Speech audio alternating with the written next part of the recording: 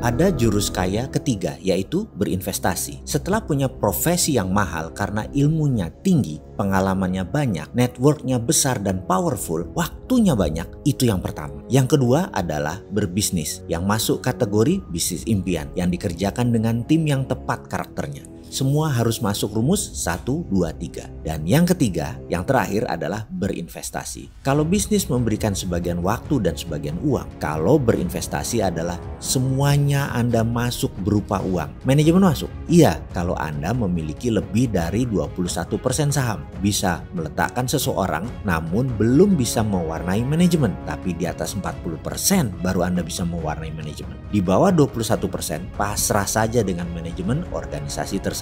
Karena itu memilih perusahaan yang manajemennya bagus, sistemnya bagus, SDM-nya bagus, pasarnya luas, kompetitornya sedikit, produknya unik dan unggul, permintaannya tumbuh terus setiap tahunnya, bahkan trendsetter.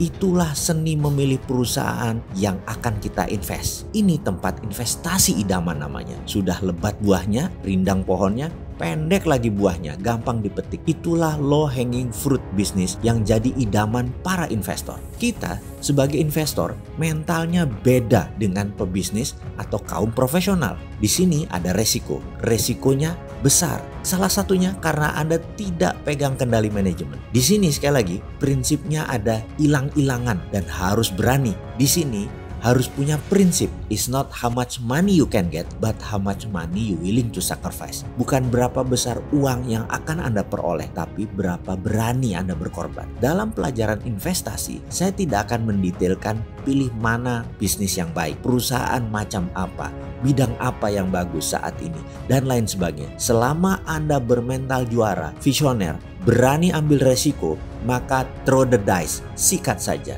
Di sisi lain, saya ada cerita bentuk investasi lain mungkin bisa menjadi masukan. Saya memiliki sepupu yang cukup pintar sekolahnya. 15 tahun yang lalu saya putuskan dia sekolah di Australia, di Perth, untuk mengambil S1-nya. Biasa per bulan saya udah hitung living cost-nya waktu itu kira-kira 1000 Aussie dollar. Bagi saya sangguplah 4 tahun membiayai dia. Lalu biaya sekolah per semester kira-kira 8000 Aussie dollar. Oke juga, nggak masalah. Saya sanggup waktu itu. Setibanya di Perth, saya suruh dia cari rumah 3 atau 4 kamar yang jaraknya 30 menitan paling jauh dari kampusnya. Dan akhirnya dapat sebuah rumah yang sangat bagus. 15 menit kira-kira dari kampus. Cukup dekat. Daerahnya bagus, keren, aman. Harga rumahnya kira-kira 120.000 Aussie dollar. Saya kemudian bayar. Saya beli rumah tersebut. Saya DP 20.000 dolar. Lalu cicilannya 2.000 dolar per bulan. Saya minta sepupu saya tadi cari roommate. Dapatlah dia 3 anak Indonesia dan terkumpullah 2.000 dolar. Terbayar. Jadi praktis saya tidak membayarkan uang bulanan tersebut karena dari uang rental tadi 2.000-nya langsung buat cicilan, Pak. Singkat cerita,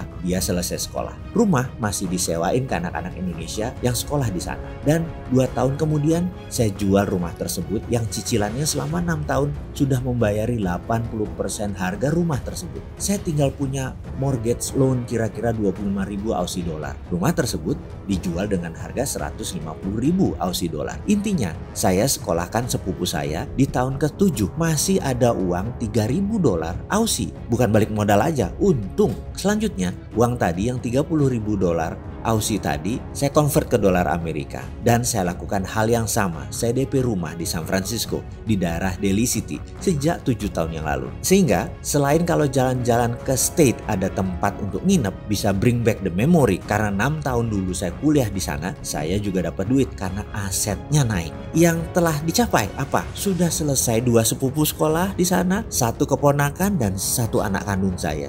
Nggak ada cicilan lagi untuk tanah tersebut. Ada keluar uang lah buat anak tersebut kuliah di sana, tapi kecil jika dibandingkan nanti ketika menjual rumah tadi. Sampai saat ini sih belum dijual, masih disewakan, masih dapat omset, masih dapat revenue. Oke, baiklah. Semoga sahabat bisa mendapatkan intisari dari pelajaran investasi yang beragam jenisnya, di mana esensinya sama. Kecilkan resiko, namun willing to sacrifice. Selamat melempar dadu.